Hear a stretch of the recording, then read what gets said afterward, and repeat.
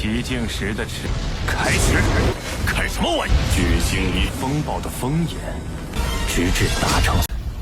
你真的准备好了？才会是同族敌对。对你的狩猎才刚刚。三师弟。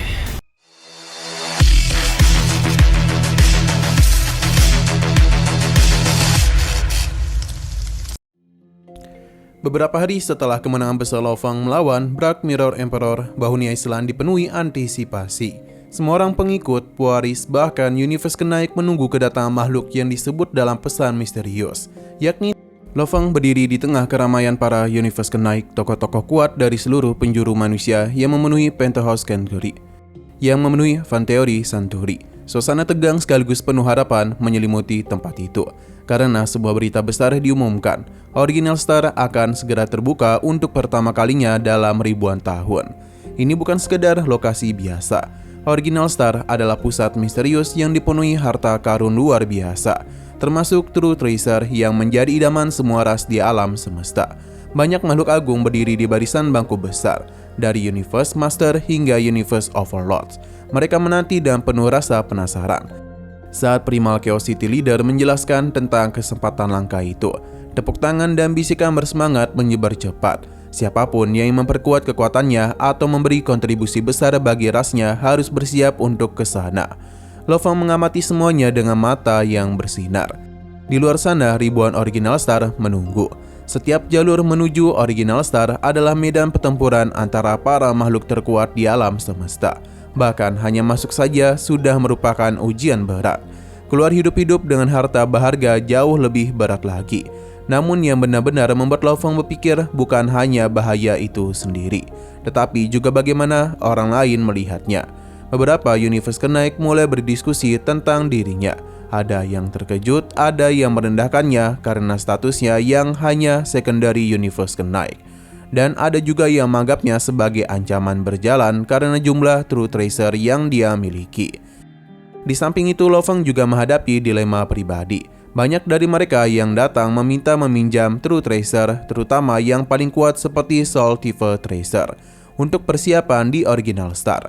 Namun Lo Fang menolak semuanya, bukan karena dia sombong, tapi karena ia sendiri berniat pergi ke Original Star dan menghadapi tantangan itu secara langsung. Dalam percakapannya dengan gurunya Truyan, tersirat kekhawatiran dan kebanggaan. Gurunya itu memperingatinya betapa kejamnya medan di Original Star, di mana bahkan Universe Overlord bisa meninggoy. Ia juga menasihati Lo Fang untuk berhati-hati dan tidak terburu-buru. Namun di balik kata-katanya ada keyakinan besar bahwa muridnya bisa melakukan sesuatu yang tak terduga. Lo Fang berdiri di dek Ancient Boat Galaxy. Matanya tajam menatap gelapnya antar bintang yang membentang di depannya. Perjalanan panjang menuju wilayah rahasia Yansan. Ia hampir mencapai akhir. Selama berbulan-bulan dia terbang menembus kegelapan kosmik, sebuah perjalanan yang bahkan bagi para master alam semesta merupakan tantangan terbesar. Kini akhirnya ia bisa melihat titik di kejauhan, batas wilayah yang dijaga ketat oleh Flame God Race. Namun sebelum benar-benar berangkat, ada hal penting yang harus dia hadapi. Kembali di Utopia para Universe Kenaik, yakni keputusan tentang True Tracer-nya. Banyak dari mereka yang meminta meminjam harta sejati miliknya dengan alasan berbeda-beda. Beberapa sangat membutuhkan dukungan, sementara yang lain sekedar ingin memastikan Lo Fang tidak membawa keunggulan besar ke medan perang yang berbahaya. Tetapi Lo Fang menolak semua permintaan itu tanpa ragu. Ia tahu kekuatannya belum cukup untuk bertahan hidup di Original Star, apalagi untuk meminjamkan artefak kuat miliknya kepada orang lain. Dengan tekad bulat itu, ia memilih untuk membawa segala sesuatu secara langsung dalam perjalanannya sendiri. Sebuah keputusan yang membuat banyak orang menggelengkan kepala. Bahkan beberapa Universe Kenaik berbicara dengan nada meremehkan. Bagaimana mungkin seorang secondary Universe Kenaik mampu bertahan di wilayah penuh makhluk kuat dari miliaran ras? Apa jadinya jika mereka menyerang demi harta kekayaan yang dibawa oleh Lo Fang? Lo Fang tetaplah tenang. Dia tahu posisinya bukanlah yang terkuat di antara para veteran yang berkumpul.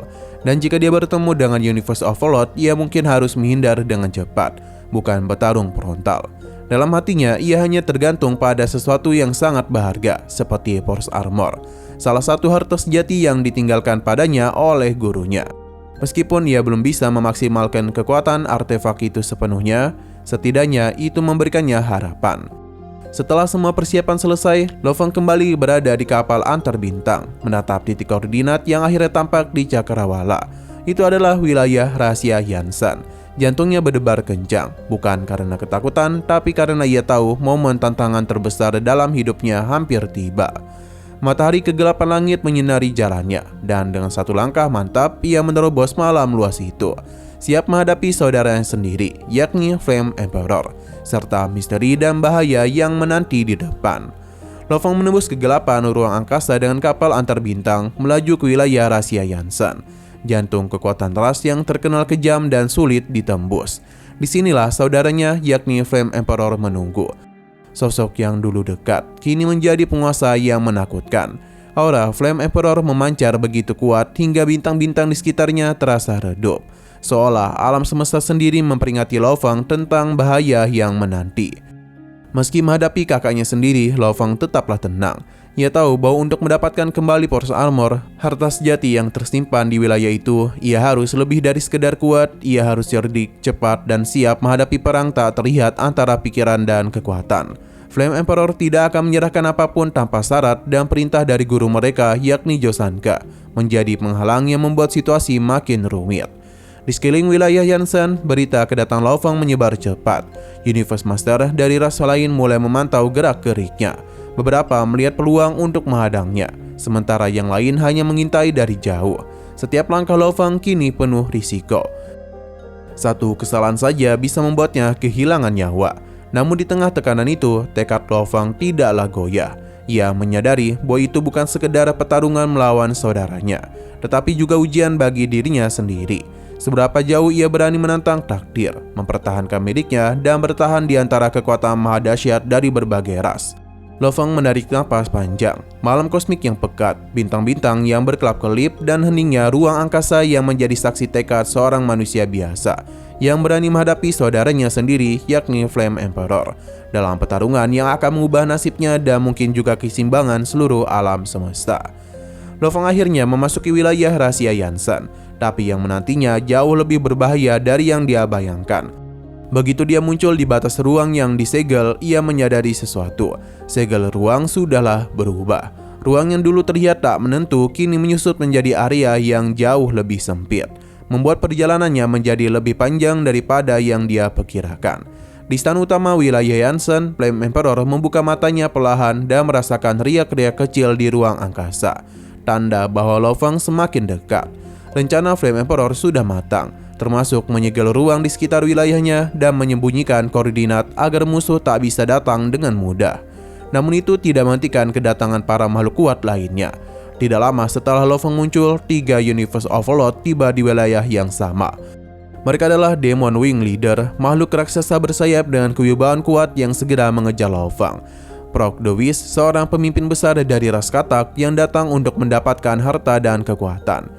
Masak Kenaik, sosok yang memenuhi domain, sosok yang memiliki domain tipe True Tracer, sebuah kekuatan yang bisa mengancam bahkan para Universe Master. Ketiganya tiba bukan untuk berdiskusi, tetapi karena mereka sama-sama mengincar kekayaan dan artefak yang dibawa oleh Lo Fang, termasuk True Tracer yang sangat langka. Mereka menyadari bahwa hanya sedikit yang mampu membawa harta berharga itu, dan kini mereka melihat peluang besar untuk merebutnya. Lo Fang sendiri tak tinggal diam. Begitu menyadari sekumpulan Universe Overlord mengejarnya, ia mempercepat langkahnya, terbang sekencang mungkin melalui wilayah tersegel itu. Saat Demon Wing Leader menyusul, ia memanggil Law Domain untuk memperlambat gerakan Lo Fang, seperti menjaringnya di ruang hukum sendiri. Namun Lo Fang tetap melanjutkan perjalanan dengan kecepatan tinggi sambil membakar kekuatannya. Dalam keadaan genting itu, Master Kenaik muncul dengan kekuatannya yang mengendalikan pasir, menciptakan sebuah domain Saharan River yang tak dapat ditembus, mencoba memaksa Lo Fang terjebak dalam badai pasir yang tak terhitung jumlahnya. Sementara itu, Proc the Wish juga ikut mengejar dari belakang. Dari kejauhan, Flame Emperor mengamati semuanya dengan tenang, seolah seluruh kekacauan itu sudah berada di bawah kendalinya. Ia tahu bahwa ketiga makhluk kuat itu akan membuat pertarungan besar demi merebut Lo Fang. Ia tahu ketiga makhluk kuat itu akan membuat pertarungan besar demi merebut Lo Fang, dan itu merupakan bagian dari rencana besarnya. Dalam nada dingin, ia berkata pada dirinya sendiri bahwa jika saja Lo Fang tetap berada di dunia aman manusia, ia tidak akan pernah mengejar Force Armor. Namun sekarang semuanya sudah berada di tempat yang dianggap aman oleh lawan-lawan mereka. Lo Feng sedang memasuki wilayah rahasia Yansen dengan kecepatan hampir setara cahaya. Sebuah wilayah yang dipenuhi dengan tingkat bahaya yang tak terbayangkan. Namun ia kini bukan target tunggal karena 3 Universe Overlord yang sangat kuat telah muncul dan mengejarnya. Masa Kenaik merasa ia hampir menang. Ia bahkan berpikir telah menghancurkan Lo Feng sampai tak tersisa. Pusaran pasir raksasa yang dia ciptakan yakin dapat merebut True Treasure Lo Feng. Tapi harapannya langsung pupus karena tidak ada satupun harta itu ditemukan. Karena Lo Feng tiba-tiba muncul jauh dari sana, tak terduga dan tak terlacak. Para Universe Overlord sangatlah terkejut melihat Lo Feng hidup kembali dan bergerak dengan kecepatan luar biasa. Bukan teleportasi biasa, itu adalah kemampuan teknik bakat bernama Domain yang membuat Lo Feng mampu berpindah tempat secepat kilat dengan memanfaatkan ruang itu sendiri, memudahkannya menghindari salah satu serangan manapun. Demon Wing Leader dan Frog the Wiz menyadari bahwa dengan teknik itu Lo Feng dapat mengecoh hampir semua musuh yang bukan Universe Master, membuatnya praktis tak terkejar oleh mereka berdua. Sementara Masa Kenaik semakin jengkel karena rencananya gagal total, bahkan setelah ia mengerahkan kekuatan domain miliknya sendiri. Di tengah kekacauan itu, Lo Feng menjelaskan rencananya secara tenang. Ia sudah menaruh semua True Treasure miliknya jauh di luar wilayah Yansen, supaya tidak hilang jika sesuatu buruk terjadi kepadanya. Ia lalu menggunakan teknik domain untuk melaju lebih jauh ke dalam wilayah tersegel, membuat para pengejarnya semakin frustasi dan tak mampu menyentuhnya. Sedangkan Flame Emperor yang mengamati semua itu dari istananya merasa marah sekaligus tercengang. Ia melihat dengan jelas bahwa rencana penyergapan yang ia susun ternyata gagal total. Lo Feng bukan saja tidak mati, tetapi malah semakin jauh masuk ke wilayah rahasianya. Ia murka bukan hanya karena gagal menghentikan adiknya, tetapi juga karena kekuatan sejati yang diincarnya, yakni Force Armor yang masih tetap aman bersama Lo Feng. Tekanan wilayah Yansen makin meningkat. Banyak makhluk kuat dan pejuang dari berbagai ras kini berbondong-bondong menuju daerah itu, tertarik oleh rumor kekayaan dan petarung besar yang tengah berlangsung. Suasana kian mencekam dan ancaman terhadap Lo Feng belumlah berakhir. Setelah lolos dari serangan mematikan para Universe Overlord, Lo Feng bergerak cepat menembus kehampaan alam semesta. Tubuhnya mungkin telah selamat, tetapi pikirannya tetap waspada.